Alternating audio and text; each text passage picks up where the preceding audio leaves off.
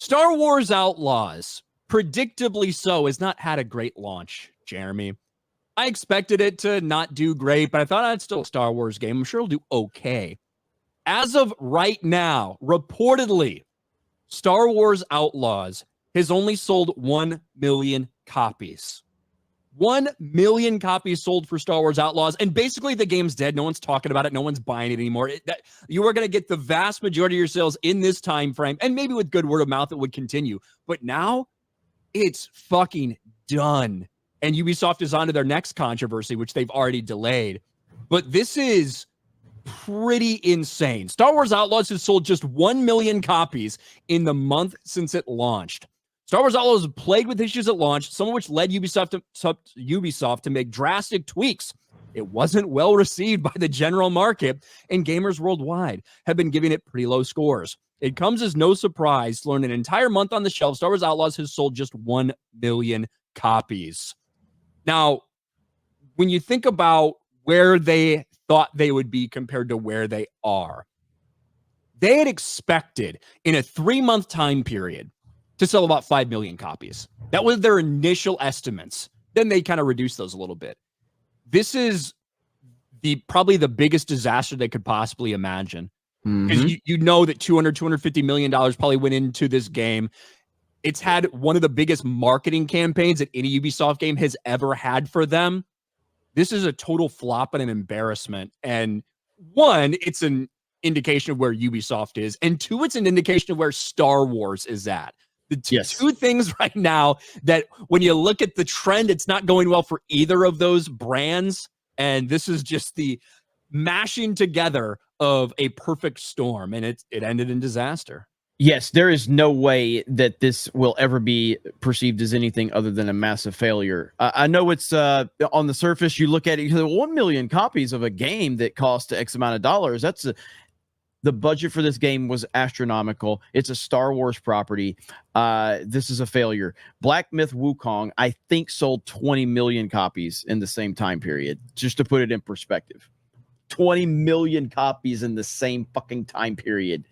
Now, one game the mainstream gaming media hated and tried to build a narrative around it, Black Myth Wukong, that sold 20 million. The other game, that same game, mainstream gaming media tried to elevate and celebrate, that would be Star Wars Outlaws, and it has 1 million copies sold.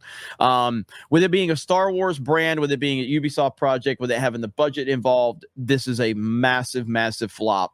To put it in perspective, like I said, what did The Last of Us Part 2 sell like in that first weekend? Did it sell like 7 million copies or something like that? Was it like 4 million in the first weekend? Something like that? Yeah. So, I mean, a big title like this moves millions of units very quickly. This is a disaster. And now Ubisoft is panicking across the board. But it kind of, I mean, it shows you where this failed for multiple reasons. Did it fail just because it's a Star Wars project? No. Because we've seen successes within the video game world with Star Wars. Like both of the, Fallen Order and Survivor actually did very well.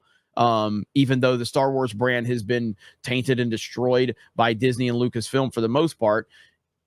Like I said, if you come up with a good Star Wars project, you're still going to get success out of it because Star Wars still has that relevancy with the fan base. The problem is most things Star Wars coming out are just not doing well. Hell, Battlefront 2017, I think that sold over 10 million copies. I think it sold more than 15, actually, if I'm not mistaken. I would have to look that up. But I mean, these properties do very, very well. But even with all of that, this may not move 2 million units in total when it's all said and done. Probably not. And when you think of like the money they spend on these things to make it up, and in the same way that just because a movie makes $200 million at the US box office doesn't mean that the company gets to keep all of that money, right? There are similar fractions that get divvied up depending on where it's sold and stuff like that. But this is probably the biggest disaster they could have imagined.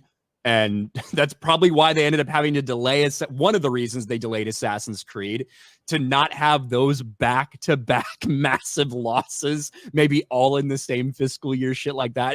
It's a massive problem for them. and it's one that you could kind of see coming. I didn't think it was going to be this bad.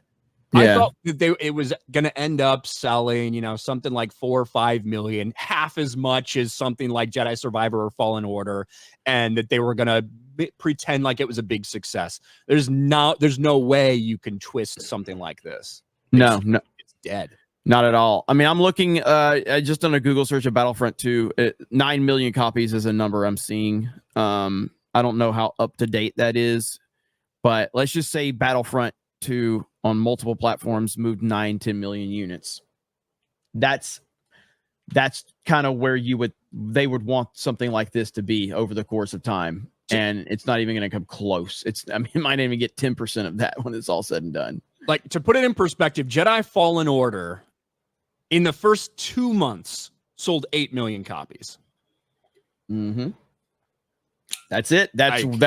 So that shows you that if you come up with something, people, if there's something good with Star Wars, and when we say Star Wars is dead, we are not saying that Star Wars overall is dead. Like, we're saying Disney Star Wars is dead compared to where it should be. Because tomorrow, as I said, I think I said this on Daily last time I was on, or Main Event, whatever.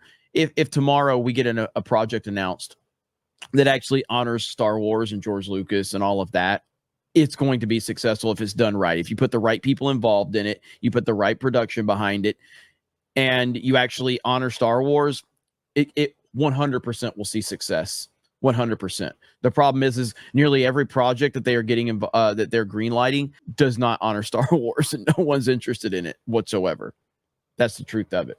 And this, man, it's hard to believe that this failed this bad. If only there was someone that told you it was going to fail from the beginning. Oh, that's right, it was me. Not that that makes me any smarter than anyone else, because all you have to do is look at the history of everything that they've been doing and see what they're presenting right there, which is identity politics bullshit, and which that's at the forefront of anything. And when identity politics is at the forefront of any project, you know that other things are going to suffer in the process. And this was a broken piece of shit from the beginning. And now I guess they're panicking. They're trying to do some bullshit with Steam. They're trying to get some, I don't know what they're doing with Steam. The desperation for Ubisoft is I think they're trying to do like same day release on Steam for Assassin's Creed. Yeah, I'm sure ain't gonna work. Boost their numbers and stuff, but Ubisoft overall is in massive trouble right now. They are facing huge problems with Assassin's Creed Shadows. I don't know. Investors calling for big changes. You've got internal investigations going on as to why they're failing so poorly. Yeah, you've got a lot of problems. Mm-hmm. So it will be. I think I don't know if Ubisoft as they are now will exist in a year from now. I think there's going to be a massive shakeup. That's what I think. Yeah. And I don't think that like the company's going to necessarily go bankrupt or cease to exist, but I think there's going to be a huge internal shakeup there. I think there has to be. The amount of money we talked about it yesterday, like, or we talked about a little bit on Main Event, but like, what's the last Assassin's Creed that was an overwhelming success? Probably Valhalla. Okay. In terms of sales numbers, I think Mirage was released after that, but that one, to me, Mirage wasn't marketed as one of their big ones, right? They sometimes have ones that are in between their big ones, and I think Mirage probably sold like 5 or 6 million or somewhere around there. But yeah, Valhalla was a success for them. It made them over $1 billion worth of revenue. Okay. So regardless of what you think about the game in terms of financial success, Valhalla was. And then what was the last one that was universally loved by the community? Black Flag? That's a tough question to answer, because there are some that were sold a lot of copies and had a ton of success, but a lot of hardcore people that have been with the franchise for forever weren't huge fans of the way that the game has changed so much. You know what I mean? Mm-hmm. Yeah, I know what you mean. To me, Odyssey was fairly well received and sold a lot of copies, but certainly some hardcore people didn't like the idea that it's now just this fucking open world RPG, as opposed to getting back to its roots. But I love Black Flag. To me, that's probably like the best Assassin's Creed game. The best storyline is probably from the first couple with Ezio, or not the first couple, but the second one and all the ones with Ezio. It's kind of like Mandalorian season 2. It was a massive success in terms of the commercial success, but there was a lot of fans that just were like, "What the fuck?" You know what I mean? But it still was successful. That's a tough. Yeah, I get what you're saying with that. It's a tough like 1-to-1 comparison. Yeah, because I think for the most part, everybody was just fucking drooling over Mandalorian season 2. But like Mandalorian season 2 just felt like Force Awakens to me, overlooking a lot of fucking massive problems because you're happy to see something again.